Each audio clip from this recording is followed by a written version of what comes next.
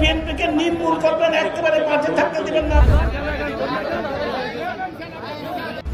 একসময় ঢাকা সিটি কর্পোরেশনের ward councillor পদে দাঁড়িয়ে শোচনীয় পরাজয় বরণ করেন অ্যাডভোকেট কামরুল ইসলাম। তবে এর প্রায় ১.৫ দশক পর এই কামরুলই আওয়ামী লীগের মনোনয়নে টানা ৪ বার এমপি ও ২ মেয়াদে মন্ত্রী প্রতিমন্ত্রী ছিলেন। এমপি মন্ত্রী হয়ে গত ১৫ বছরে দুর্নীতি লুটপাটের মাধ্যমে বিপুল অর্থ সম্পদের মালিক বনে যান। রাজধানীতে বাড়ি, ফ্ল্যাট, জমি কি নেই তার। নিজ নামে ও সন্তানদের নামে দেশে বিদেশে গড়েছেন অঢেল সম্পদের পাহাড়। পাচার করেছেন বিপুল অর্থ। পতিত আওয়ামী লীগ সরকারের টানা ১৫.৫ বছরের শাসন আমলে যে কয়েকজন বেপরোয়া এমপি মন্ত্রী ছিলেন তাদের অন্যতম এই কামরুল। তিনি এতটাই বেপরোয়া ছিলেন, প্রায় সময় তার উদ্ধত্তপূর্ণ ও বেপরোয়া বক্তব্য এবং অতিকথন জনমনে বিরক্তি তৈরি করেছে। বিরোধী দল ও মত দমনের মহাস্ত্র হিসেবে কাজ করার অভিযোগ রয়েছে তার বিরুদ্ধে। এই সমাবেশটা বিএনপির কর্মসূচি থেকে বড় হোক। আইন প্রতিমন্ত্রী থাকাকালে নিম্ন আদালতে অধিকাংশ কর্মচারী নিয়োগের ক্ষেত্রে দুর্নীতি অনিয়মের মাধ্যমে কোটি কোটি টাকা ঘুষ নিতেন। এছাড়া ক্ষমতায় থাকতে বিচার বহির্ভূত হত্যা, গুম ও মামলা হামলায় ইন্ধনের অভিযোগও ওঠে তার বিরুদ্ধে।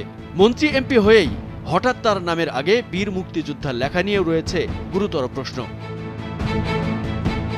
১৯৬৯ সালে ছাত্রলীগ ও ১৯৯৪ সালে আওয়ামী লীগের রাজনীতিতে যুক্ত হন তিনি।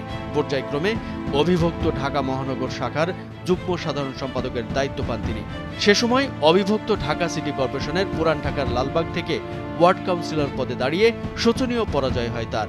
২০০৮ সালের নির্বাচনে ঢাকা ২ আসনে জিতে আওয়ামী লীগ সরকারের আইন, বিচার ও সংসদ প্রতিমন্ত্রী এবং ২০১৪ সালের নির্বাচনে বিনা প্রতিদ্বন্দ্বিতায় জিতে খাদ্যমন্ত্রীর দায়িত্ব পান তিনি। পরে ২০১৮ ও ২০২৪ সালের নির্বাচনেও অনায়াসে জিতে যান। ২০১৪ সালে নির্বাচনে জিতে আওয়ামী লীগ সরকারের পূর্ণমন্ত্রী ও খাদ্য মন্ত্রণালয়ের দায়িত্ব পেয়ে আরও বেপরোয়া হয়ে ওঠেন কামরুল। সে সময় প্রায়ই নিয়োগ, বদলি ও খাদ্য আমদানি সহ নানা কাজে দুর্নীতির অভিযোগ ওঠে তার বিরুদ্ধে।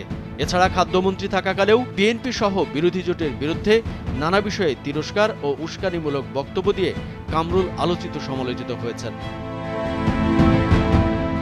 ঢাকা ২ আসনের ৪ বারের এমপি কামরুল গত নির্বাচনের আগে দেওয়া হলফনামায় তার অর্থ সম্পদের যে তথ্য দিয়েছিলেন সেখানেই ১৫ বছরে বিপুল পরিমাণ সম্পদ ও আয় বৃদ্ধির কথা স্বীকার করেন। তার ৪টি নির্বাচনের হলফনামা বিশ্লেষণ করলেও এমন তথ্যের সত্যতা মিলেছে। কামরুজ্জামান আরিফ, ভোরের কাগজ।